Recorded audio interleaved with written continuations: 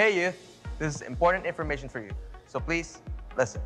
Youth has been a staple of this church for so many years, being the best community for grade 7 until grade 12, with many mentors, many services, and many fun memories throughout the year. But now, a new season is upon us.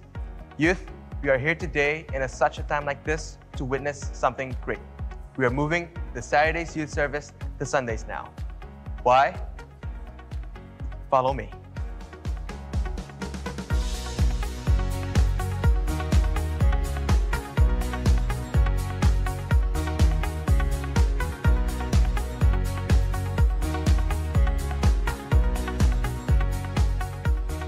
Well, right now, we are currently renovating the first floor and turning it into a place called Echo Hall. It is a place where we want people to encounter God's presence, to become a community that grows, to have heart that serves God and others, and to obey God's word as the truth. We are so excited to see young generation rise up and lead their generation and having a good impact on others around them. So let's come together and be part of this. See you then.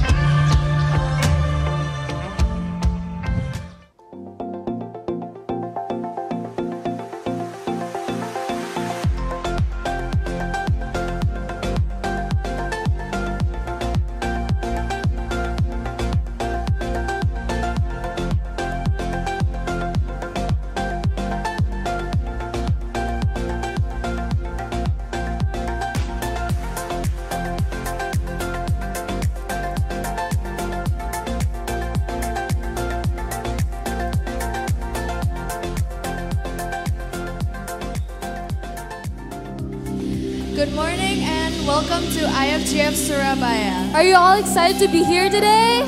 Woo! Perkenalkan, nama saya Abigail. Nama saya Jade. Hari ini merupakan hari yang spesial karena di minggu kelima di setiap bulan ada Next Gen Takeover.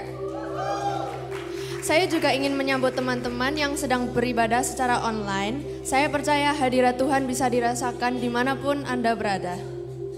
We're so excited to announce that next week, tanggal 6 Agustus, youth service akan dilakukan di bawah di Echo Hall lantai 1. Kami mengundang para orang tua yang memiliki anak di grade 7 until 12 atau teman-teman yang ada di sini untuk join bersama kami mengikuti youth service tanggal 6 Agustus jam 10.30. Sebentar lagi kita akan memulai ibadah hari ini.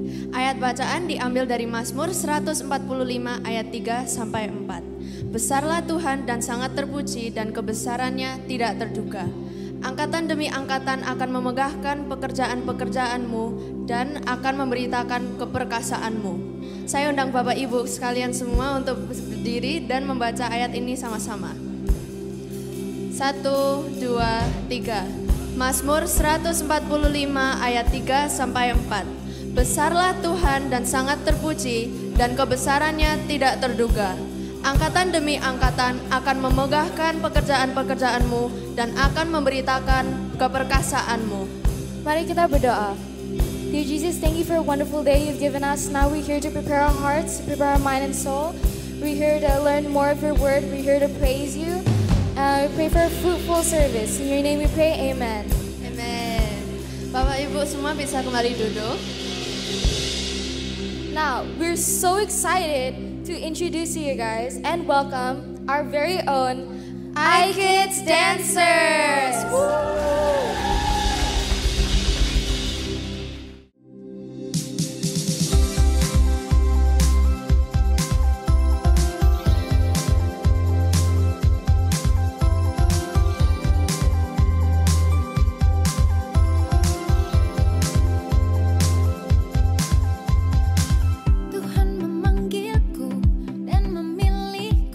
Sebelum dunia ini dibentuk sebagai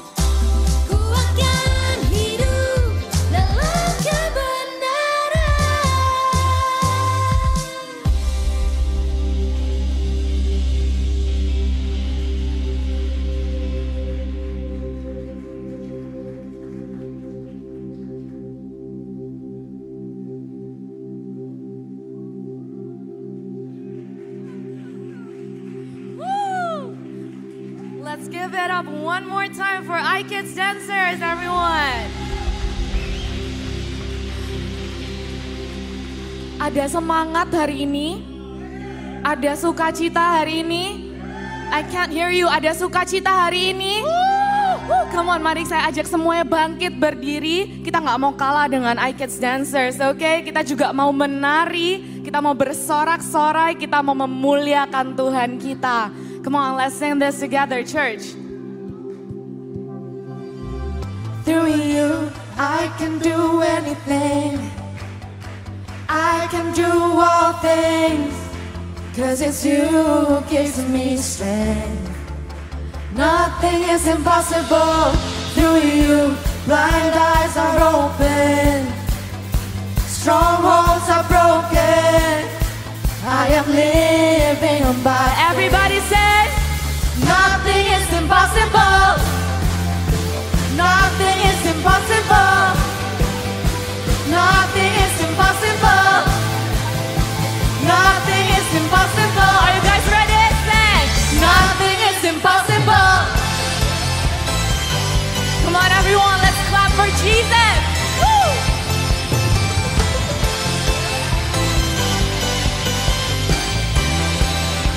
Say, I'm not gonna live. Not gonna live by what I see. Not gonna live by what I feel. Deep down I know that you're here with me, and I know that you can do anything. Through you I can do anything.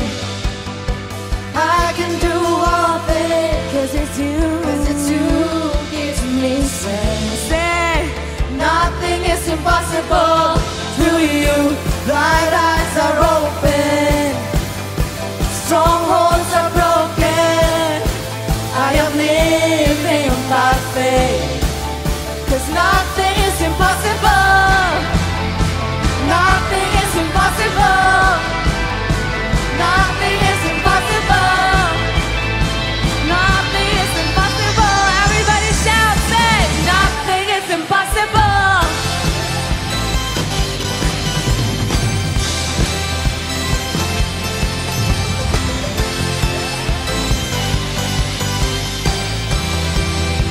Nothing is impossible.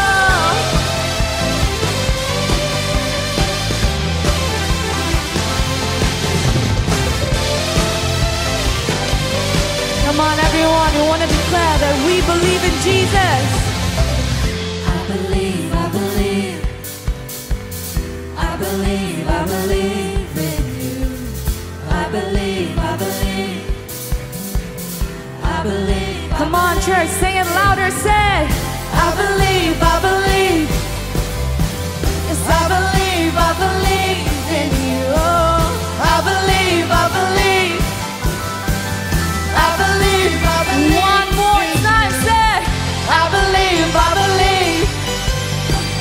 I believe, I believe in you.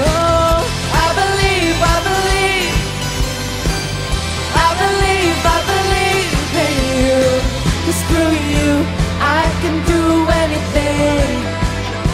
I can do all things, 'cause it's you who gives me strength. Nothing is impossible. Come on, everyone, let's jump for Jesus. Woo!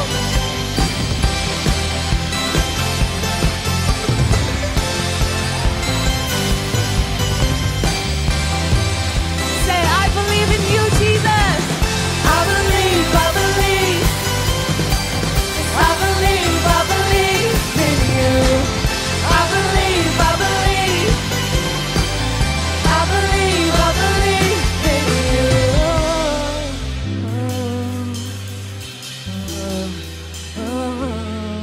Yang percaya kita berikan sorak-sorai yang meriah buat Tuhan kita. Umat yang sudah dibebaskan Tuhan, mari kita rayakan kebaikan Tuhan bersama-sama. Let's sing it out. Hey!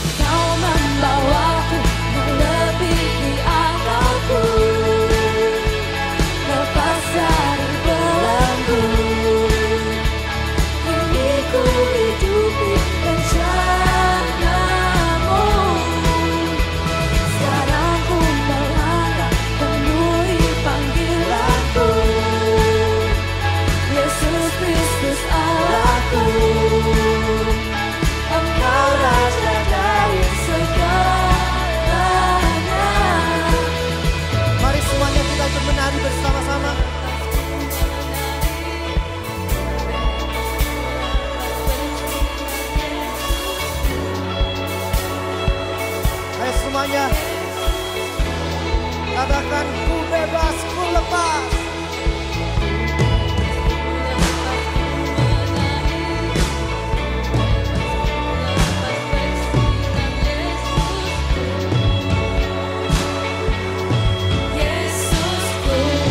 That's good, come on, one more time. Ku bebas, ku lepas, ku menari.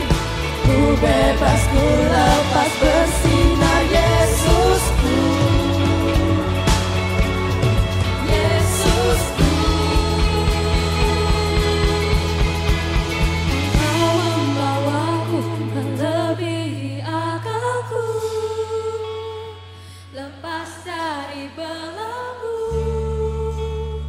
kini ku hidupi rencanamu. Sekarang ku melangkah penuhi panggilanku. Yesus Kristus Allahku, Engkau Raja dari segalanya. Sing it out. Ku bebas, ku lepas, ku menari.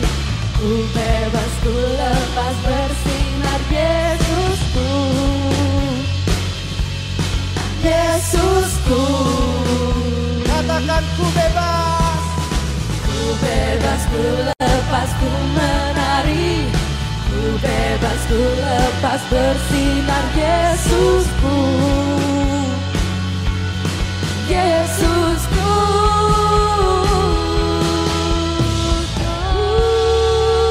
Haleluya. Berikan kemuliaan bagi Tuhan kita, amen. Amen. Church, we want to invite us all in this place. Yuk kita sama-sama mempersiapkan hati kita as we worship.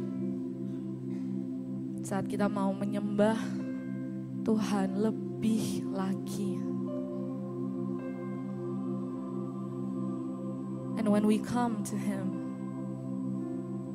let's give our all. Let's give our life. Mari kita berikan hidup kita kepada Tuhan kita. Karena Dia layak untuk menerima semua pujian. He's the Lord of all lords and He's the King of all kings. So come on, kami mau ngajak semua yang ada di tempat ini. Saat kita datang menghampirinya, kita berikan yang terbaik. Pujian penyembahan kita yang terbaik. Bahkan hidup kita juga kita berikan pada Tuhan. Let's not only sing this song, but sing it from your heart as we worship God. Come on, church.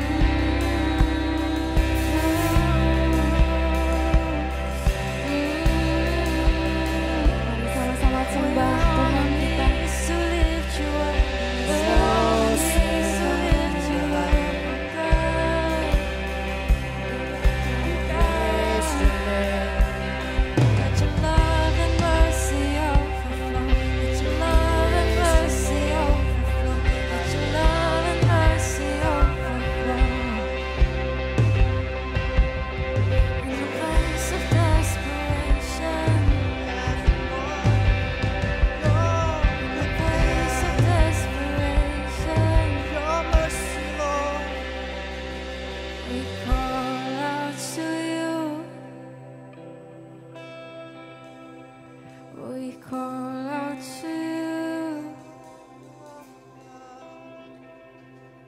Lord, come in this place. You're the ground that we walk on. Let your love overflow. Touch every heart in this place. We are here. We are here to glorify your name. We are here to worship you, Jesus.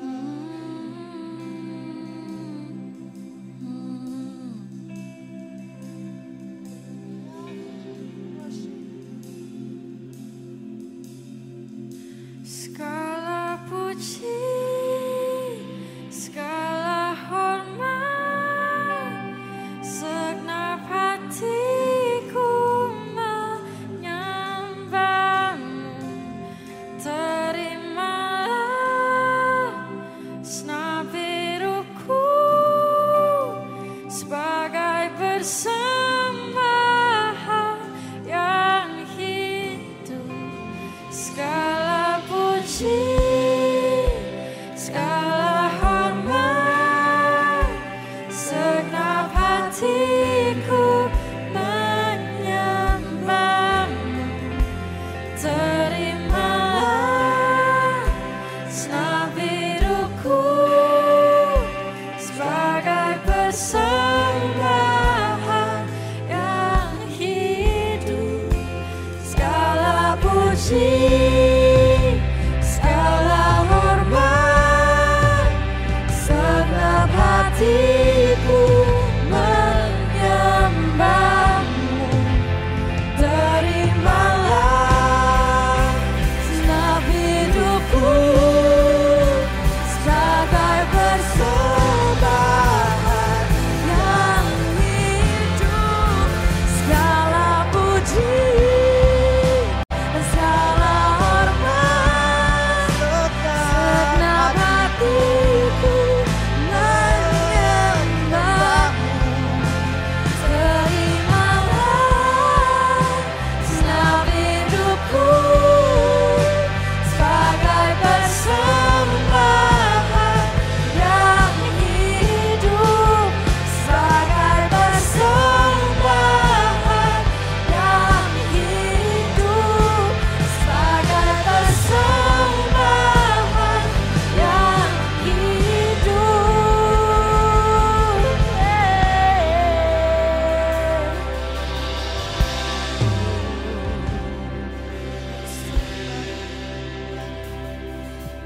Tuhan, kami bersyukur Tuhan untuk setiap generasi Tuhan yang boleh Tuhan melayani Engkau Tuhan. Tuhan, kami bersyukur Tuhan untuk kesempatan kami boleh mengenal Engkau Allah yang hidup Tuhan. Untuk mengenal Engkau Allah yang berkuasa, berdaulat penuh Tuhan dalam kehidupan kami Tuhan.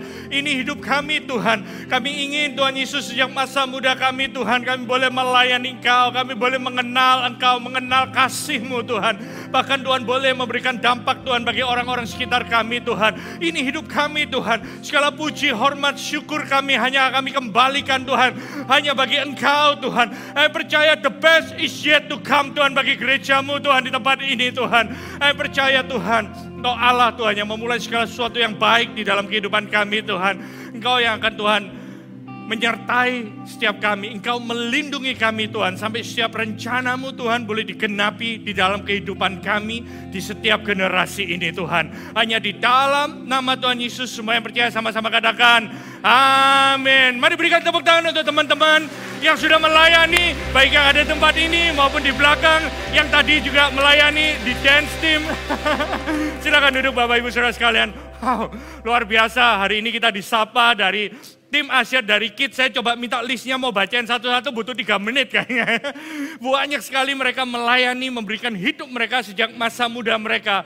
Dan ini isi hati Tuhan bahwa setiap generasi sesuai dengan ayat kita yang kita baca pagi tadi. Generasi demi generasi mereka akan memegahkan Tuhan, memuliakan Tuhan, tahu bahwa Tuhan itu hidup. Dan mereka akan menceritakan bahwa Tuhan itu Allah yang perkasa bertualat penuh dalam kehidupan kita. Amin, saudara. Dan saya percaya ini setiap minggu kelima ini bukan cuma sebagai simbol bahwa kita mengizinkan platform kita benar-benar dilayani oleh generasi yang berikutnya. Tapi saat ini juga kita bisa melihat bahwa mereka juga mengenal Tuhan melalui pelayanan. Untuk bisa melihat saudara, teman-teman tadi yang video umur 13 tahun gitu ya, yang melayani 16 tahun, ada 18 tahun. Nggak lepas dari kakak-kakak mereka yang dengan senantiasa mementor, yang mereka dilatih sama-sama sehingga mereka boleh melayani Tuhan. Berikan tepuk tangan untuk kakak-kakak, para guru iKids, para kakak-kakak mentor, dan para pastor dan leaders yang memberikan kesempatan buat teman-teman yang ada di tempat ini. Karena nggak mudah, saudara, kita bisa melihat gitu ya. Lebih gampang kita melakukan sendiri kan apa-apa itu daripada ngajarin orang. Kita kadang-kadang gregetan sendiri kan ini yang lihat orang. Tapi itulah kita sebagai hati orang tua. Kita bisa melihat bahwa ketika mereka tumbuh dalam suatu komunitas, mereka tumbuh dalam gereja Tuhan, saya percaya sampai masa tua pun mereka nggak akan menyimpang dari jalan-jalan Tuhan. Amen, saudara. So we are so excited. Kemarin hari Sabtu adalah hari terakhir youth service diadakan di Sanctuary, karena minggu depan kita akan pindah sama-sama di youth hall di bawah. Saudara, berikan tepuk tangan. Wah, kita akan bisa, Echo Hall, sorry. Ya, Pastor Bobby mengingatkan itu bukan punya youth saja, tapi punya kita semua. Eko yang mau setiap generasi boleh melayani Tuhan sama-sama. Kita bisa melihat bahwa generasi demi generasi itu melayani Tuhan. Dan kita ada yang tanya, kenapa sih kok kita mau sebagai keluarga kita beribadah sama-sama, ngapain sih susah-susah mengulang kembali, membangun ruangan gitu ya dan lain sebagainya. Karena kita percaya bahwa tugas untuk melihat generasi itu melayani Tuhan secara berkesinambungan itu tidak hanya tugas orang tua, bukan juga hanya tugas dari gereja, kakak-kakak yang menjadi guru atau mentor dari mereka.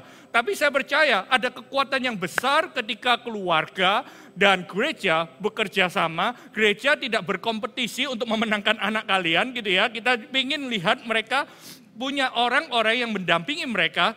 Kita bisa melihat bahwa setiap mereka punya kakak yang mementor kehidupan mereka. Dan mereka memiliki suara, voice yang sama, values yang sama. Sehingga kita bisa memenangkan setiap generasi. Saudara, karena itulah kita mau setiap keluarga win. Kita mau kita bisa melihat dalam transisi kehidupan mereka, nama Tuhan boleh dimuliakan dan mereka boleh mengenal Tuhan sejak masa muda mereka. Saudara, kemarin di Sabtu terakhir kita pakai Sanctuary ini gitu ya, buat teman-teman di youth, kita finish strong. Ada 5 teman-teman kita dari youth yang dibaptis, saudara bisa ngeliat di sana. Mereka memberikan hidupnya kepada Tuhan. Teman-teman kemarin juga Pastor Fendi sharing tentang mission berapi-api, menularkan api kebangunan rohani kepada setiap generasi, saudara. Dan saudara, minggu depan ini ada undangannya. Mari sama-sama ajak teman-teman atau orang tua yang punya anak usia 13 SMP kelas 7 sampai kelas 12. Coba Anda bisa melihat gitu ya, slide berikutnya. Mereka diundang untuk kita sama-sama kebaktian 10.30. Boleh ditampilkan slide berikutnya. Nah, 10.30 mulai 6 Agustus. Dan kalau Anda melihat ini 15 April, saudara.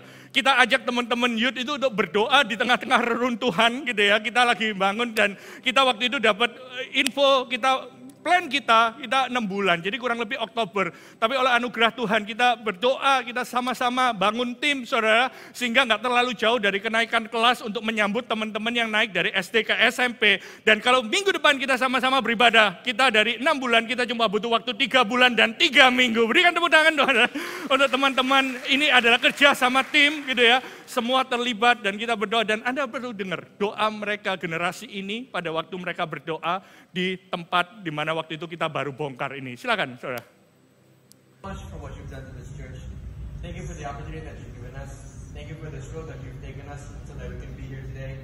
Thank you for the 20 years that you have prepared in advance for us and for the future of youth. And now as we look around for our new youth hall, we surrender everything to your hands. We just want to be grateful for the opportunity you have given us. we just want to be grateful for the chances that we have, that we can even make this possible. And we just pray and we surrender everything to your hands. You can track more people. Amen, saudara. Yang buat saya terharu adalah dari doa dari teman kita di youth ini, Jesse, itu dia dalam 28 detik doanya itu dia katakan thank you Tuhan untuk 20 tahun, untuk generasi yang sebelumnya, yang sudah meluangkan waktu, menginvestasikan hidup mereka untuk melayani orang tua mereka yang mungkin awal-awal 20 tahun yang lalu menginvestasikan waktu mereka, hidup mereka, bahkan keuangan mereka untuk membangun rumah Tuhan. Dan dia mengatakan, this is the time buat kita, para generasi muda, kita ingin melakukan apa yang Tuhan lakukan sehingga mereka bisa menyelesaikan apa yang Tuhan inginkan, tujuan Tuhan di dalam hidup. Are you grateful to be planted in God's church? Amin, saudara. Berikan tepuk tangan untuk generasi demi generasi yang boleh melayani Tuhan di tempat ini, saudara. Nah, saudara, selalu pertanyaan yang sama kita tanyakan di dalam kehidupan kita. Bagaimana kita bisa menavigasi kehidupan kita? Bahkan ada survei mengatakan bahwa anak-anak itu sejak masa muda, mereka dididik di dalam firman Tuhan. Ini survei dilakukan oleh David Kinnaman dari Barna Research Institute. Dia katakan terus masuk SD, SMP, dan SMA. Tapi ada survei mengatakan waktu umur 19 tahun ketika mereka sudah lulus SMA, terjadi eksodus. Mereka nggak lagi ada di dalam rumah Tuhan, bahkan mereka memiliki value dari dunia itu. Dan saya percaya bahwa semakin yakin, saudara, dalam disertasi saya bulan lalu, saya defense, saya mengatakan, kita percaya bahwa kita itu ada di dalam dunia ini, saudara. Firman Tuhan hari ini judulnya adalah Stay in the Word. Bagaimana kita itu bisa melihat orang-orang yang ada di dalam dunia yang real ini, dan kita sama-sama melihat bahwa di dalam dunia ini, gereja Tuhan nggak berkompetisi mungkin dengan nilai-nilai agama lain. Mungkin apologetika itu bagus. Kita belajar semuanya, kita belajar tentang mungkin setiap gereja punya keunikan, Tuhan pakai secara luar biasa. Tapi ketika saya mulai meneliti ini, saya melihat dari sudut pandang yang lain, saudara. Sebenarnya yang terjadi adalah worldview yang berbeda. Bahwa kita sekarang ini, terutama generasi Z ini, kita bisa melihat bahwa perang kita adalah worldview. Cara pandang kita. Karena dunia ini dengan segenap hati menawarkan segala sesuatu yang dibungkus rapi, kelihatannya humanis, tapi berbeda dengan maksud dan kehendak Tuhan. Sehingga makin lama mereka makin jauh dari Tuhan. Masalahnya adalah suatu worldview yang berbeda ini, dan itu mencoba mempengaruhi. Dan pertanyaan yang sama buat para parents, buat para orang tua yang melihat. Mungkin Anda melihat anak Anda dari satu kota akan pindah ke tempat lain atau pergi sekolah ke negara lain. Pertanyaannya, apakah mereka bisa berjalan, bertahan di dalam dunia yang makin lama makin jauh dari Tuhan. Makin lama makin corrupt, makin lama makin tidak ada lagi istilahnya rooted in the word of God. Dan selalu pertanyaannya ketika kita berbicara tentang in the word, di dalam firman Tuhan, atau mereka walaupun mereka ada di dalam dunia ini, pertanyaannya apakah kita harus mengisolasi supaya mereka itu tetap dalam kekudusan. Bisa ditampilkan? Pertanyaannya adalah apakah kekudusan itu artinya kita itu mengisolasi diri kita, di mana kita memisahkan diri sepenuhnya. Segala sesuatu yang di dunia itu kita nggak boleh. Saya percaya bahwa kalau kita mau menjaga kekudusan, kita harus mengisolasikan diri kita, gitu ya. Tidak boleh dengar lagu dunia, gitu ya. Tidak boleh nonton film dunia. Naik mobil harus yang mereknya rohani, gitu ya. Rumah kalau bisa yang ada Efesus, Galatia, Laodikia, dan lain sebagainya. Pernah dengar, just kidding, saudara. Tapi kita bisa melihat bahwa seringkali dalam kita melihat sesuatu yang berbau dunia itu duniawi. Dan kita bisa melihat, ada juga kita bisa terisolasi dari seluruh dunia ini, sehingga kita nggak terkontaminasi. Mungkin it works somehow, kita bisa bertumbuh di zaman era pada waktu 20-30 tahun yang lalu. Tapi mungkin di zaman ini, di era informasi, semua terbuka. Ketika kita melakukan isolation, kita menghambat semua informasi, mereka akan menemukan informasi dari bidang yang lainnya. Maka itu saya berdoa hari ini, kita melakukan hal yang kedua, insulasi. Insulasi adalah tetap hadir di dalam dunia, berinteraksi, namun dilindungi dan tidak terpengaruh oleh pengaruh negatif. Dan ini tugas bersama-sama, bukan tugas orang tua aja, bukan tugas gereja aja, tapi kita bisa melihat bahwa secara kesimpulan insulasi untuk generasi ini adalah memberikan kepercayaan, bimbingan, dorongan, komunikasi terbuka, membantu mereka untuk bertumbuh. Karena mereka menghadapi kompleksitas yang berbeda. Saudara, kalau Anda survei gitu ya, tingkat stres anak-anak generasi muda 12-18 tahun mungkin lebih tinggi. Bukan karena mereka, ya semua kita punya stres tertentu, tapi mereka lebih susah bukan karena nggak dapat informasi. Bingung menentukan mana yang benar dan yang salah, karena semua information sudah bisa diserap. Makanya penting untuk kita belajar untuk menghadapi tantangan, belajar untuk menjadi individu yang tangguh, sehingga mereka bertumbuh menjadi dewasa. Nah, hari ini saya ingin berbicara dari kitab Daniel. Daniel, Sadrah, dan Abednego dalam kitab Daniel 1 sampai Daniel pasal 6. Anda bisa lihat gitu ya, bagaimana pergumulan mereka. Mereka tumbuh besar di Israel, saudara. Mereka itu diajarkan Taurat firman Tuhan, saudara.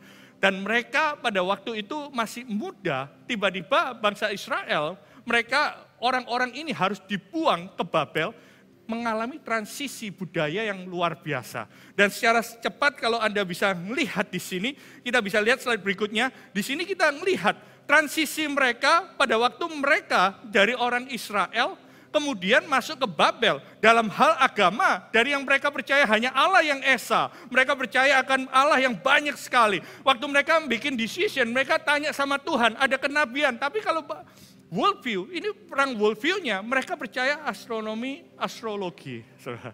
Jadi kita bisa melihat sebenarnya masalah agama, mungkin beda suku, beda agama, atau beda keluarga. Bahkan saudara kalau kita melihat, itu masalahnya adalah di worldview, saudara. Bahkan agama pun kita bisa melihat. Yang kita lihat itu adalah cara pandang menilai yang mana kebenaran itu.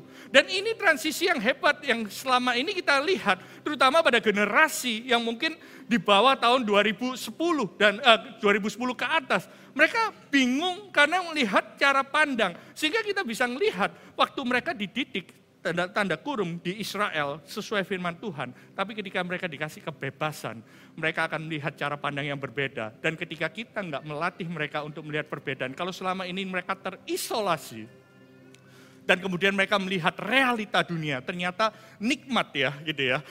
Mereka akan bisa melihat bahwa gampang sekali tergoda.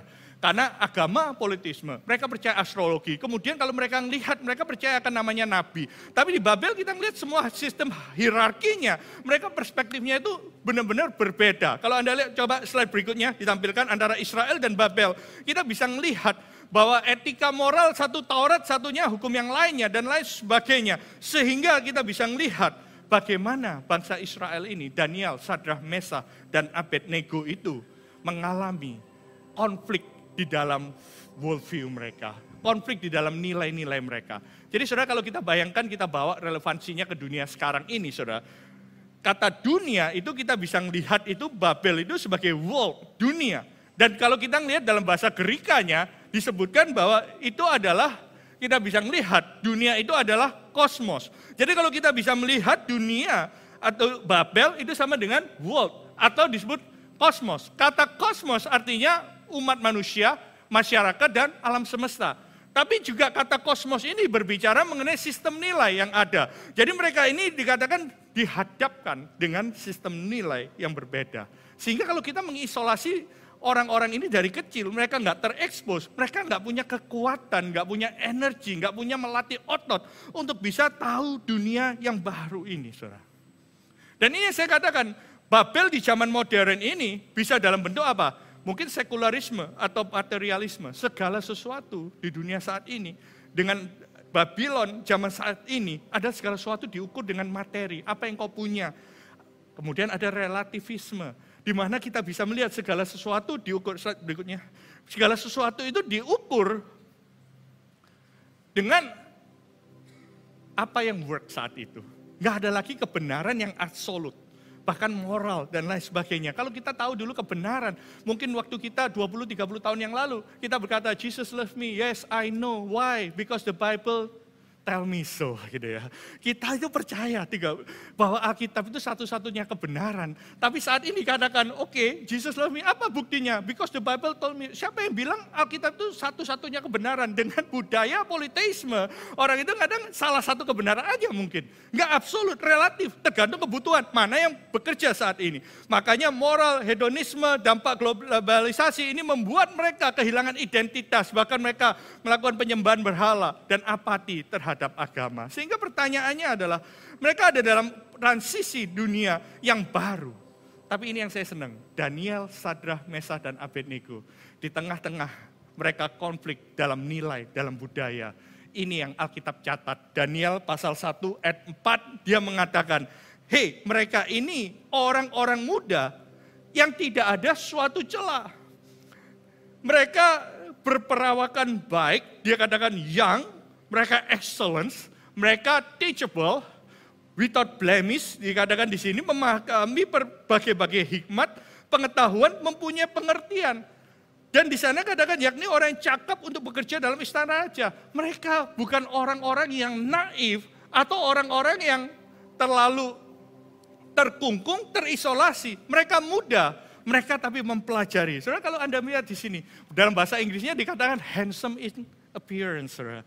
Udah modelnya itu istilahnya mereka menarik, ya udah kayak opa-opa gitu ya, bukan P-nya 2. Kita bisa melihat bahwa tampang mereka, perawakan mereka bisa nyambung dengan apa yang orang Babel lihat. Bahkan ilmu pengetahuan mereka bisa disandingkan oleh kalangan raja. Benar-benar menguasai dunia Babel. Tapi ini bedanya, nilai-nilai keyakinan mereka sebagai bangsa pilihan Tuhan tetap kuat. Coba kita lihat ayat 8. Yuk kita baca sama-sama ayat ke-8. 1, 2, 3. Daniel, untuk tidak menajiskan dirinya dengan santapan raja dan minum anggur yang biasa diminum raja. Demintanya kepada pemimpin pegawai istana supaya apa? Tidak usah menajiskan dirinya. Dia bisa melihat bahwa hanya karena mereka bangsa pilihan bangsa Israel, mereka ada di dalam pembuangan di Babel dengan segala bentuk sekularisme, dengan segala bentuk relativisme yang ada pada saat itu. Conviction mereka tidak berubah. Apa yang mereka percaya itu tidak berubah. Dan ini yang saya mengatakan, ini yang kita mau sama-sama. Tim penggembalaan tempat ini kita membangun generasi di mana kita bisa melihat mereka ada di dalam dunia yang real, in the real world. Tapi di dalam dirinya firman Tuhan itu berakar kuat. Yang setuju boleh katakan amin. Saya berdoa, stay in the word. Walaupun kita ada di dalam dunia ini. Disinilah letak perbedaannya. Karena begitu banyak orang yang mengatakan kita hanya memilih isolasi. Atau kita terlalu spiritual sampai nggak nyambung sama sekali. But on the other hand, ada generasi yang berusaha nyambung sampai menjadi sama seperti dunia. Makanya Roma 12 ayat 2 mengatakan janganlah sama menjadi sama serupa dengan dunia ini. Artinya apa? Daniel, dia mengerti, dia belajar kehidupan bangsa modern pada saat itu. Tapi dia juga menjaga supaya nilai-nilai dari dunia itu dia tidak konsumsi di dalam kehidupan. Makanya pertanyaannya adalah bagaimana kita tetap tinggal di dalam kebenaran firman Tuhan. Stay in the word di tengah-tengah dunia, di tengah-tengah in the world, di dunia saat ini. Dan saya mengatakan ada 4 hal. Kita pakai singkatan ECHO hari ini, ECHO. Yang pertama adalah encounter with God. Saudara, encounter with God, perjumpaan dengan Tuhan. Seringkali kalau kita berbicara encounter with God, seringkali kita harus pada acara yang spektakuler. Kalau ada ribuan, puluhan ribu, ada kesembuhan, ada mujizat, ada konser, seolah-olah kita langsung merinding-rinding gitu ya, benar-benar istilahnya. Sampai kita mengalami getaran-getaran, kita merasakan zaman Tuhan, itu baru encounter with God. Tapi seringkali kita lihat, 3 tahun terakhir, waktu COVID berubah segalanya, di mana kita harus memiliki iman personal. Di saat itulah kita bisa melihat ada ancaman bahaya. Dan kita bisa melihat Daniel pun mengalami ancaman gua singa ketika dia beribadah kepada Tuhan. Tapi dia mengatakan gini, iman Daniel ketika mendapatkan ancaman di dalam kehidupannya, tidak dibangun oleh event atau dibangun oleh sesuatu yang spektakuler. Tapi Alkitab mencatat di Daniel pasal 6, saudara. Di sini dikatakan di sini bahwa Daniel ayat 11, demi didengar Daniel bahwa surat perintah itu telah dibuat. Saya kasih tahu konteksnya. Surat ini adalah surat bahwa orang tidak boleh berdoa kepada siapapun kecuali kepada dewa-dewa Babilonian. Makanya saya kasih tahu, ini perspektifnya itu beda banget antara Israel dengan Babel. Makanya harus tahu konteksnya. Pada waktu dia harus berdoa kepada ilah lain, pada penyembahan berhala, makin dia sadar bahwa dunia ini semakin dia ditekan untuk tunduk kepada ilah lain, semakin dia datang ke kamarnya, dan di sana ada 3 kali dia berlutut, dia berdoa serta memuji Tuhan, seperti apa? Biasa dilakukannya. Katakan sama-sama biasa dilakukannya. 1, 2, 3, biasa dilakukannya. Dan saudara, 3 kali mungkin itu pilihan, tapi yang saya mau katakan adalah, encounter with God nggak dibangun hanya dari event, encounter dengan Tuhan, perjumpaan pribadi dengan Tuhan, dibangun secara konsisten dan intensional. Makanya, saudara, disinilah kita bisa melihat encounter with God yang dibangun secara sengaja dan konsisten. Ini yang membuat dia bisa bertahan, bukan menghadapi gua singanya. Tapi Anda harus tahu, decision untuk dia tetap menerima resiko gua singa itu dibangun dari doanya. Dan kalau kita lihat di sini, Daniel, kemudian di akhir Darius pun sebenarnya nggak setuju. Dia itu sayang banget sama Daniel, tapi karena dia sudah kadung menandatangani. Kadung orang-orang muji-muji dia, kasih, wah Tuhan, semua orang harus nyembah kamu, Raja Darius. Dan dia lihat di sini, Raja Darius akhirnya ketika melihat Daniel diselamatkan, dia mengatakan, aku tidak apa-apa karena aku tidak bersalah di hadapannya dan juga terhadap Tuanku. Ya Raja, aku tidak melakukan kejahatan. Di sini waktu dia mengambil keputusan untuk tidak tunduk kepada perintah Raja Darius, tidak ada jaminan bahwa Tuhan itu akan mengatup mulut singa, saudara. Tapi di sini dia mengatakan, I'm faithful, a man with character and personal integrity. Ini yang menjaga dia.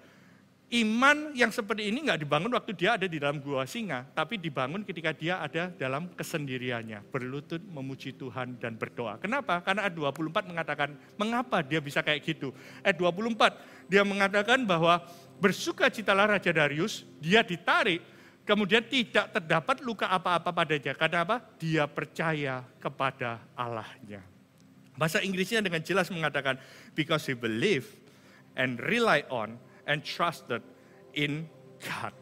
Dari mana dia bisa membangun kepercayaannya di tengah-tengah seluruh dunia melakukan hal yang berbeda. Seluruh kerajaan Babel menyembah, gak berdoa kecuali kepada Raja Darius.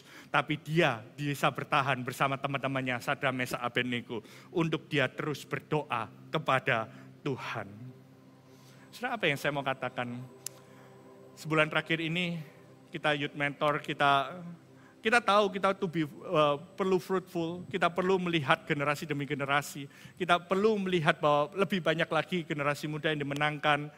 Tapi 30 hari terakhir ini kita melakukan sesuatu, kita membaca buku bareng-bareng gitu ya, dan kita sharing. Dan bukan baca bukunya, saudara, kita 15 orang, kita sama-sama, tapi saya enjoy membaca itu adalah dari apa? Refleksi pribadi mereka. Ketika kita sama-sama sharing, aku dapat ini dari ayat ini, itu sangat memberkati. Seolah-olah kalau kita mungkin ya, melayani Tuhan is good, kita fruitful, kita membangun kehidupan kita, tapi waktu kita punya saat teduh pribadi, personal encounter sama Tuhan, kita itu membangun akar yang dalam, amin saudara. Dan ini nggak cuma untuk kita aja, tapi semua orang, saya percaya sebelum kita benar-benar berbuah, yuk kita kembali, kita berakar ke dalam. Kenapa? Karena di zaman teknologi seperti ini saudara, seringkali kita melihat di era teknologi kita meluangkan banyak waktu untuk mencari apa? Informasi. Tapi sedikit waktu untuk refleksi dan mengintrospeksi diri. Pertanyaan saya, apakah Anda menyisihkan waktu dengan sengaja dan konsisten untuk mengalami perjumpaan pribadi dengan Tuhan setiap hari?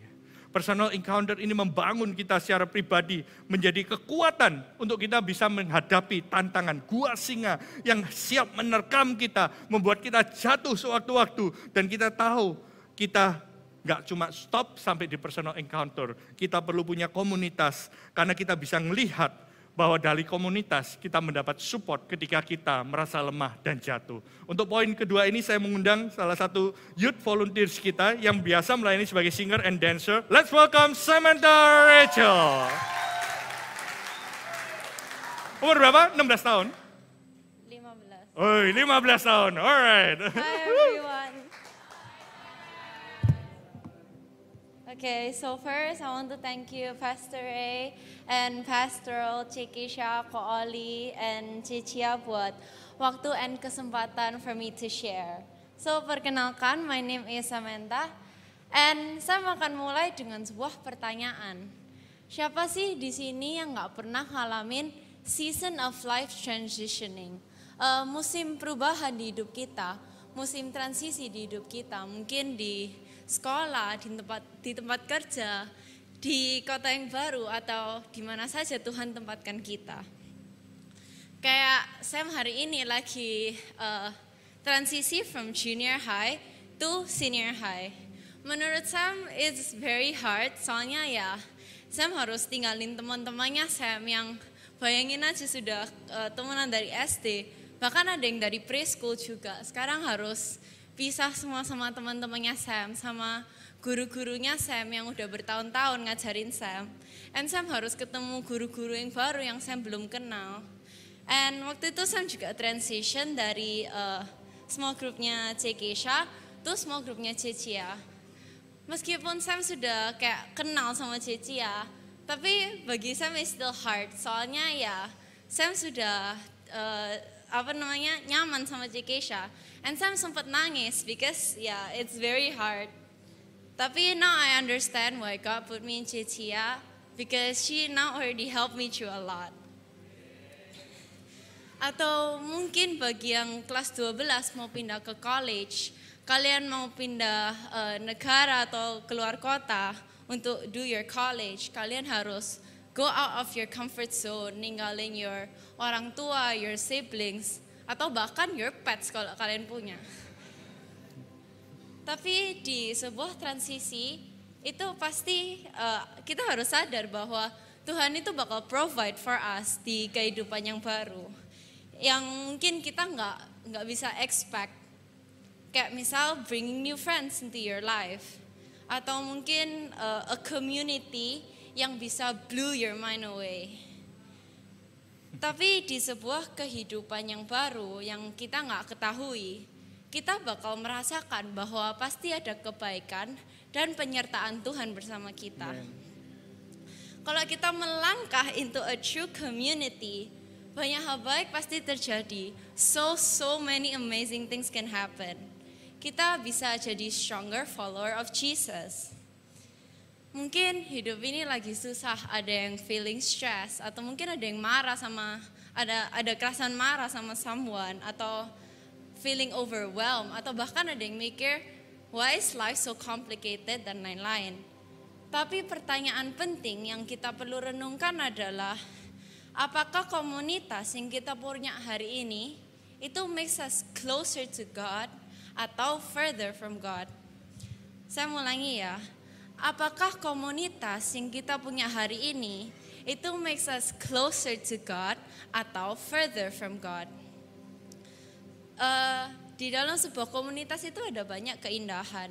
Keindahan di dalam sebuah komunitas itu kita bisa membagikan beban kepada our community. We can share our problems, our burdens, and kita bakal merasa lebih enteng. Soalnya ya kita nggak usah mendem sendiri because we know that there is people that can help us. So goal terakhir di sebuah komunitas itu bukan hanya sekedar mempunyai komunitas yang solid, tapi seperti ceritanya Sadrak, Mesak, dan Abednego, di mana mereka itu tetap memegang teguh iman mereka to God meskipun situasinya sudah impossible. So I'm gonna read Daniel 3:16 until 18. Sadrak, Mesak, and Abednego answered King Nebuchadnezzar, "Your threat means nothing to us. If you throw us in the fire, the God we serve can rescue us from your roaring furnace. And anything else you might cook up, O king, But even if he doesn't, it wouldn't make a bit of difference, okay? We still wouldn't serve your gods or worship the gold statue you set up. Sadrak, Mesak, dan Abednego bukan hanya sekedar mempunyai pertemanan yang solid, tapi mereka juga bisa memegang teguh iman mereka to God, even though situationnya udah impossible, they still don't want to worship other gods. Pernah nggak sih ada teman yang mungkin cerita kalau misalnya mereka have no hope, atau mereka lagi fighting sama parentsnya, kita nggak akan membantu mereka untuk membenci orang tuanya, atau kita nggak akan membantu mereka untuk kabur dari rumah, atau bahkan melukai diri mereka sendiri. Kita akan membantu mereka untuk mengampuni orang tuanya, dan we have to encourage them untuk selalu have hope in God. Atau mungkin bagi yang marriage couple, mungkin ada yang lagi berantem, kita nggak akan membantu mereka untuk get a divorce atau cerai, tapi kita akan membantu mereka untuk saling understand each other and mengampuni satu sama yang lain. So being di komunitas youth ini, saya merasa bahwa saya sudah memiliki a true community. Soalnya saya selalu bisa sharing my problems sama my mentors, my friends, and mereka juga bisa help me overcome the problem. So like yeah, and dulu I orangnya introvert, like very introvert, and Sam itu selalu merasa bahwa dirinya Sam ini tuh kecil. Kalau misalnya Sam lewat orang atau ada orang yang lewatin Sam kayak, oh ya udah itu Sam, kayak bukan siapa-siapa lagi. And like Sam juga very insecure about myself and gak pedean. Apalagi kalau misalnya ada orang yang ngajak ngomong Sam nggak akan kayak terlalu berani untuk kayak talk back, because Sam takut kayak salah ngomong atau bisa secara tidak sengaja menyakiti hati mereka. Tapi after time passed by, with the help of my mentors, my friends, and my family of course, di mana community itu always starts from your home. And Sam nggak mempunyai komunitas hanya untuk membantu teman Sam grow in Christ, but also to help me grow in Christ even more. Sam bisa merasa bahwa dirinya Sam ini udah improving. Now Sam sudah lebih berani untuk mencoba hal-hal baru, new challenges. For example, ikut audisi praise and worship for youth.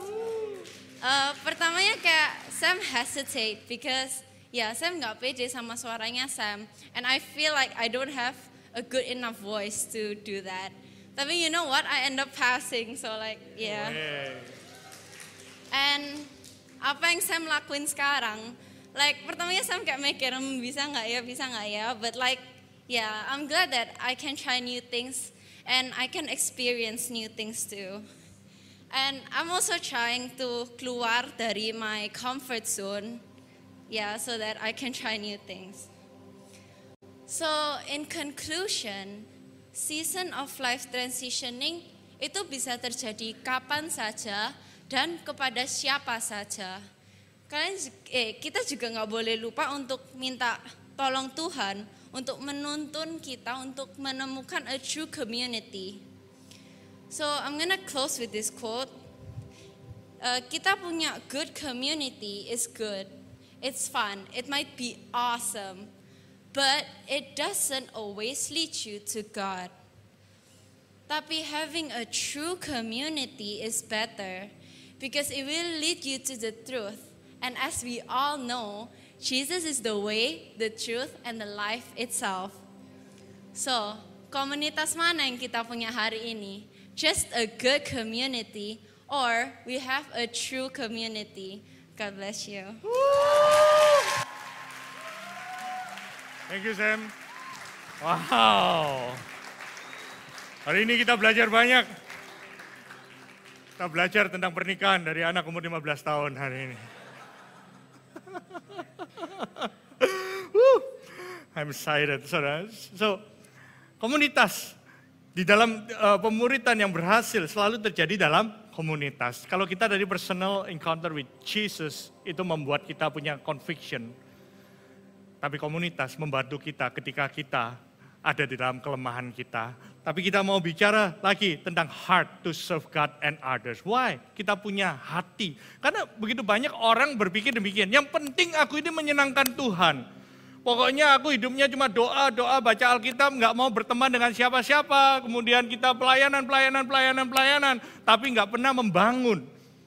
Nggak pernah membangun hubungan dengan manusia lain. Nggak pernah ingat orang tuanya, nggak pernah ingat kepada kakak dan adiknya. Rasanya kok kita ini cuma mau fokus pada satu hal. Orang tua juga gitu, pelayanan. Akhirnya anaknya juga kepahitan, di mana mereka ngelihat, waduh sibuknya terus, ngomongnya sih melayani gitu ya. Tapi nggak pernah ingat, anaknya ditelantarkan, dilupakan, dititip-titipkan terus gitu ya. Nggak ada yang salah untuk nitipkan anak, oke gitu ya. Tapi seringkali kita menganggap satu ini lebih penting. Tapi kita bisa melihat bahwa Daniel, dia melayani Tuhan. Dia berkenan di hadapan Allah. Tapi kita bisa melihat dari apa yang dia kerjakan. Bahkan raja-raja mengakui kehebatannya. Bukankah ini apa yang menjadi doa Yesus dalam Matius 5 ayat 16. Di mana dunia bisa melihat hati yang mau melayani, heart to serve God and others. Ini membuat kita bisa mengaplikasikan iman kita sehingga dunia bisa melihat dan bisa memuliakan nama Bapa di surga. Nah, karena itu kita bisa melihat Daniel, dia melayani 3 raja.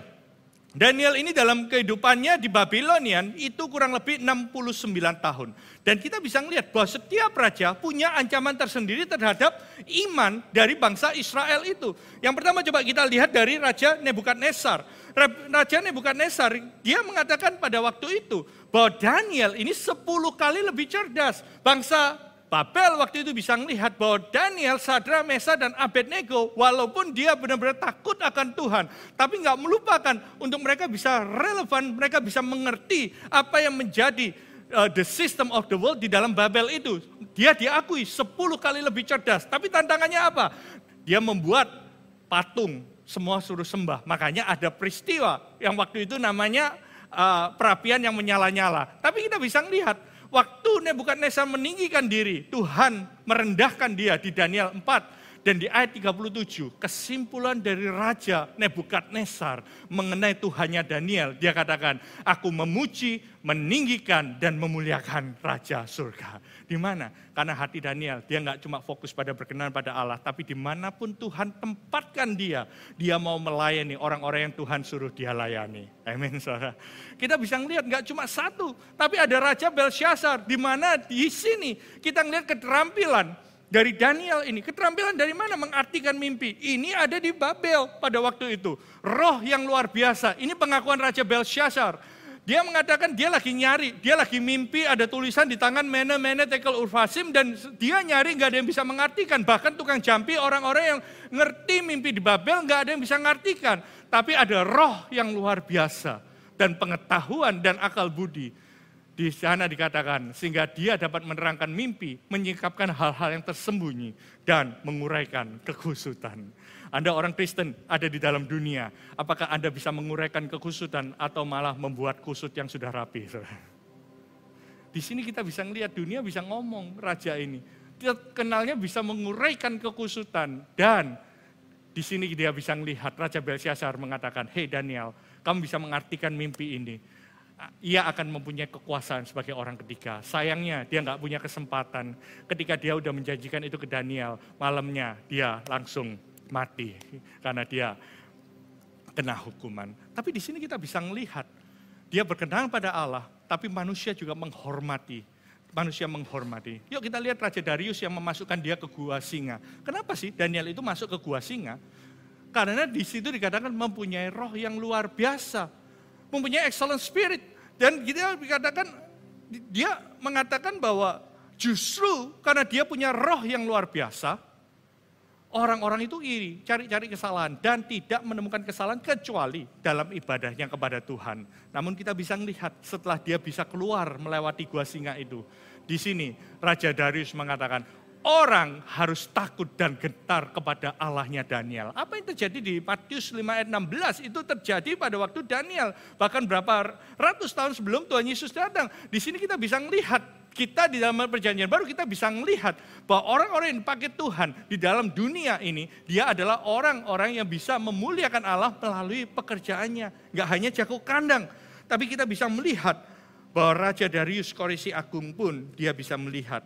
Ketika kita melakukan pekerjaan sebagai pelayanan pada sama, sebagai wujud pelayanan kita kepada Tuhan, kita bisa mengaplikasikan firman Tuhan ini sehingga dunia melihat pekerjaan yang baik dan memuliakan nama Bapa di surga. Pertanyaannya adalah apakah kita melayani Tuhan dengan spirit of excellence? Karena Tuhan bisa melihat hati kita, tapi manusia melihat apa yang menjadi pekerjaan kehidupan kita. Dan yang keempat, saudara, yang terakhir, bicara mengenai obey God's word as the truth. Tahu kebenaran firman Tuhan is one thing.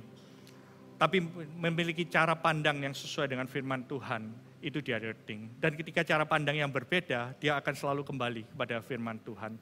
Obedience to God's word, saudara. Kita bisa melihat. Makanya kalau Anda pacaran, jangan cuma pandangan aja, saudara. Tapi cari tahu worldview-nya. Karena dalam agama yang sama, kita sama-sama Kristen, pandangan terhadap Tuhannya bisa beda. Kamu harus komit, dia percaya bahwa Kristen gak usah tertanam ke gereja, bisa aja. Tapi kita bisa melihat cara pandangnya mengenai, kalau mereka melihat bahwa rumah Tuhan adalah tempat di mana mereka bisa bertumbuh. Well, itu kita punya the same worldview. Yang single-single ada amin? Amin. Yang kawin yang ngomong. Tapi kita bisa melihat. One thing untuk kita tahu firman Tuhan, tapi hidup yang selaras, obey God's word, itu perlu latihan seumur hidup di dalam kehidupan kita. Karena akhir-akhir ini, saudara, kalau kita melihat apa yang terjadi 30 tahun yang lalu, 20 tahun yang lalu, zaman saya muda, sekarang masih muda, gitu ya saudara. Kita melihat waktu kita berbicara, the world melihat itu. Kalau dulu kita bisa melihat bahwa ketika orang sebelum menikah tinggal bareng, kita masih ada guilty-nya, dunia itu memandang itu sesuai, maksudnya wow kok gitu ya. Tapi kita udah mulai yang dulunya tabu, mulai bisa diterima. Tinggal bareng sebelum menikah dan lain sebagainya. Saudara, saya ngatakan pada teman-teman ketika di youth, teman-teman mentor, yuk kita semua masih banyak yang single gitu ya, teman-teman mentornya ya. Kalau yang youth-nya ya udahlah, papa bilang nggak boleh pacaran ya nggak boleh gitu ya. Sorry. Tapi kita bisa ngelihat, tahu nggak kita dulu kita sama-sama, saya, Pastor Bobby, Mary, Lihong, kita sama-sama dalam satu komunitas para leaders, kita buat komitmen sama Tuhan. Bisa nggak kita jadikan altar itu, altar pernikahan kita itu tempat ciuman kita pertama. Bisa nggak jaga komitmen itu? Karena kita punya komunitas, semua kita saling support. Puji Tuhan, oleh anugerah Tuhan kita bisa, oleh anugerah Tuhan berjalan dalam kekudusan. Tapi saya mengatakan bahwa, saat-saat ini kita bisa melihat, ciuman sebelum menikah, orang-orang dunia ya, maksudnya melalui movie apa semua, menawarkan seolah-olah sesuatu yang biasa. Mungkin 10 tahun lalu kita bisa orang kalau bicara soal LGBT, bicara nggak terang-terangan, tapi semakin orang sekarang saat-saat ini dianggap sebagai normal yang baru. Makanya semakin penting kita itu mengkalibrasikan diri untuk mengerti firman Tuhan. Karena waktu decision ini, saudara, kita bisa melihat. Bahkan dunia sekarang melihat, oh iya ya, kenapa sih orang gak boleh cerai? Iya, alasannya anaknya pasti nanti merana. Tapi dunia sekarang menawarkan. Kita bisa melihat, dunia menampilkan, oh iya ya, udah cerai asal papa mamanya tanggung jawab dan saling mengasihi, anaknya tetap sama-sama, oke aja dong. Apakah sekarang value itu udah bergeser? Makanya ini bicara soal apa? Worldview. Nah, di sini kita bisa melihat Sadrah, Meshach, Abednego. Tadi sudah dibicarakan oleh Sam, saudara. Kita bisa melihat apa yang mereka katakan tentang value yang bertentangan dengan firman Tuhan. Ini, yuk kita lihat. Daniel pasal 3 ayat 17. Saya undang pemain musik untuk bisa datang. Dia mengatakan, dia tahu bahwa jika Allah yang kami puja sanggup melepaskan kami, maka dia akan melepaskan kami.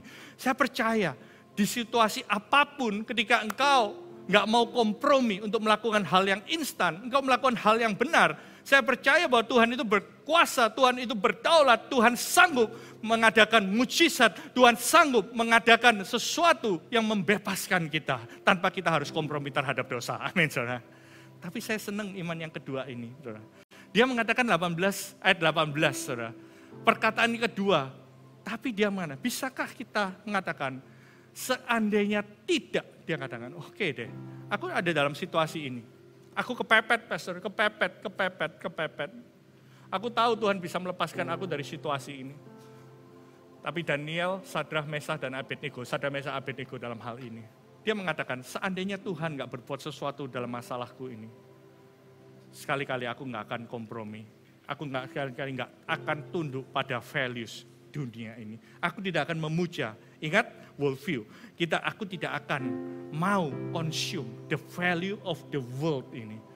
Saudara, even if faith, iman meskipun dunia ini sekarang dikuasai oleh apa yang menguntungkan buat aku. Ketika kita ditanya, apa sih untungnya menjaga kekudusan? Orang tanya, apa sih untungnya aku menjadi anggota suatu gereja? Apa untungnya aku membaca firman setiap hari? Apa untungnya sih aku mempertahankan hidup benar? Aku gak ikut-ikutan berbuat yang jahat di dalam bisnis, gak ikut-ikutan untuk kita melakukan cheating dan lain sebagainya. Dunia menawarkan itu semua. Walaupun mengatakan kalau nggak gitu mana bisa dapat nilai baik, kalau nggak menipu mana bisa mendapatkan hasil yang baik. Bisakah kita di tengah-tengah dunia selalu menanyakan apa untungnya aku taat firman Tuhan? Saya bisa melihat, kita semua bisa melihat ada iman-iman even if yang mengatakan meskipun aku harus melalui dapur api ini, tapi aku nggak akan give up dan menyembah idol dari orang. Meskipun Tuhan belum menyembuhkan penyakitku saat ini, aku sekali-kali gak akan ambil jalan pintas. Meskipun persoalanku belum selesai, sekali-kali aku gak cari solusi instan di dalam hidupku. Dan saya berdoa ketika kita memiliki ini, gitu ya, kita sama-sama belajar. Hidup kita itu gak cuma ngerti, belajar firman Tuhan, tapi dikuasai oleh firman Tuhan. Saya suka Pastor Emmett Chan, dia punya quote yang mengatakan, getting into the word is not about mastering the word. It's good untuk kita menguasai firman, but it's about being mastered by the word of God. Bagaimana hidup kita, paradigma kita, wawasan kita dikuasai oleh firman Tuhan. Because we are not just the Bible-believing church, but we also are the Bible-living church. Jangan cuma jadi gereja yang hanya percaya firman Tuhan, tapi jadilah gereja yang menghidupi firman Tuhan. Bagaimana pandangan Yesus sendiri? Yuk kita lihat, Yesus sendiri di doa sebelum dia ditangkap waktu dia mati di atas kayu salib. Dalam Yohanes 17 ayat 15, dia mengatakan gini kepada Bapa, aku tidak meminta supaya engkau mengambil. Dia doakan kita para murid-muridnya. Tuhan Yesus ini mengatakan gini, hei Bapa, aku gak mau engkau mengambil mereka dari dunia. Jangan ambil mereka, jangan diisolasi mereka. Izinkan mereka tetap ada di dalam dunia. Tapi supaya apa? Engkau melindungi.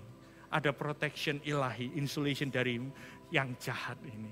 Dan ini yang saya percaya, ini tugas kita sama-sama melihat. Kenapa? Karena ayat 16 mengatakan, karena aku di sini mengatakan, ayat 16 dikatakan bahwa mereka bukan berasal dari dunia. Tahukah bahwa kita ini adalah spiritual being?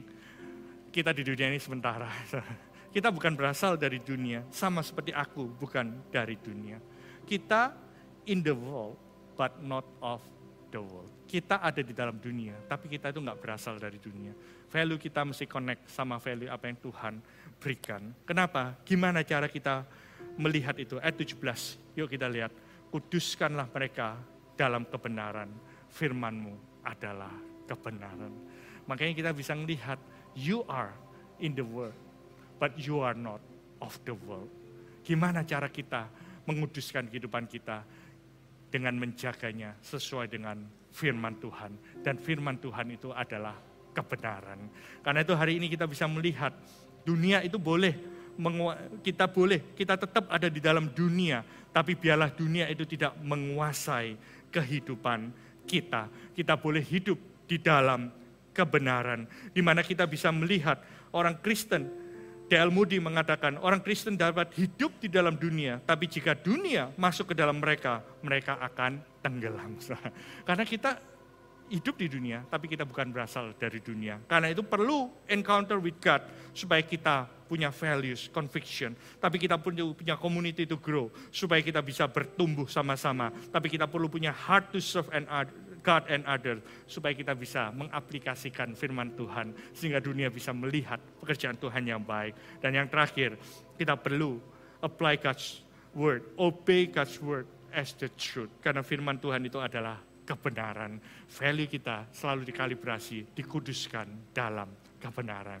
Amen. Ya sama-sama kita bangkit berdiri. Saya berdoa, Eko ini enggak cuma buat generasi muda, tapi segenap hidup kita. Kita buat komitmen bahwa kita ada di dalam dunia ini.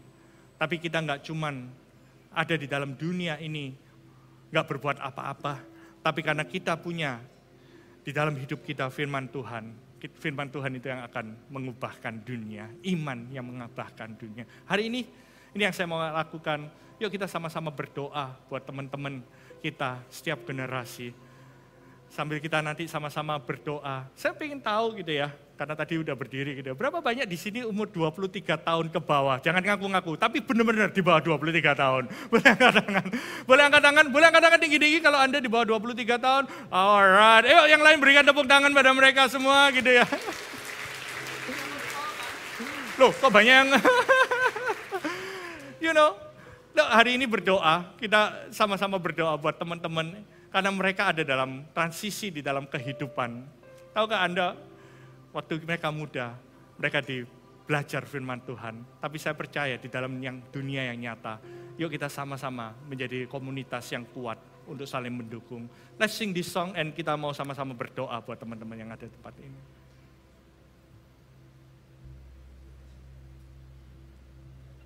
Heal my heart and make it clear. Open up my eyes to the things unseen. Show me how to love like you have loved me.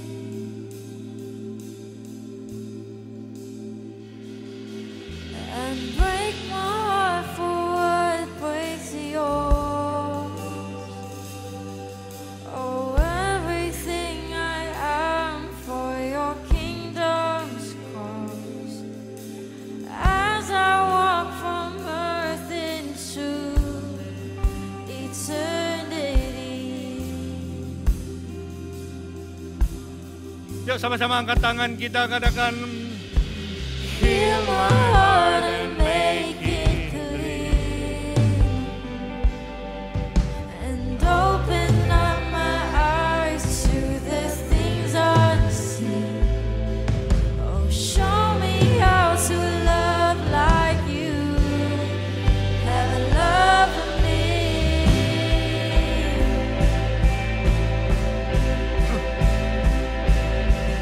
Oh, break my heart for what breaks yours. And everything I am for your kingdom's cause. As I walk from earth into eternity. Amen. Thank you, Lord. Hosanna, Hosanna, Hosanna in the highest. Yes, Lord. Hosanna, Hosanna, Hosanna in the highest. Amen. Hosanna, Hosanna, Hosanna in the highest. Amen, Jesus. Hosanna, Hosanna, Hosanna in the highest. Bapak, kami bawakan Tuhan siap generasi demi generasi Tuhan saat ini Tuhan. Tuhan yang berdoa Tuhan Yesus setiap kami Tuhan boleh mengenal Engkau Tuhan. Mengalami perjumpaan pribadi dengan Engkau Tuhan. Tuhan yang berdoa Tuhan setiap kami Tuhan memiliki komunitas Tuhan dimanapun kami berada Tuhan. Kami boleh bergabung Tuhan dimana kami lemah Tuhan. Kami ada orang-orang yang menguatkan kehidupan kami Tuhan. Bahkan Tuhan yang berdoa Tuhan kami memiliki hati untuk melayani Engkau Tuhan. Dan kami punya komitmen untuk taat pada firman-Mu Tuhan. Di tengah dunia ini Tuhan yang semakin Tuhan memburuk Tuhan. Kami boleh menjadi garam dan terang di tengah dunia ini. Terima kasih Tuhan, ini kami Tuhan, pakai kehidupan kami Tuhan, for your glory Lord Jesus. Mari kita angkat tangan kita di hadapan Tuhan. Tuhan memberkati dan melindungi Engkau. Tuhan menyinarkan wajahnya kepadamu dan memberikan kasih karunia. Tuhan menghadapkan wajahnya kepadamu dan memberikan damai sejahtera. Pergilah, kata Tuhan Yesus, jadikan semua bangsa muridku. Baptiskanlah mereka dalam nama Bapa, Putra, dan Roh Kudus. Ajarkanlah mereka melakukan segala sesuatu yang ku ajarkan kepadamu. Dan ketahuilah bahwa aku menyertai engkau sepanjang masa. Berkat dari Allah Bapa, dalam kasih Yesus Kristus, kuat kuasa Roh Kudus menjaga dan menyertai umat Tuhan. Mulai hari ini sampai Maranatha, Tuhan Yesus datang kedua kalinya. Semua yang percaya berkat Tuhan sama-sama katakan amin. God bless you, Tuhan memberkati Anda semua.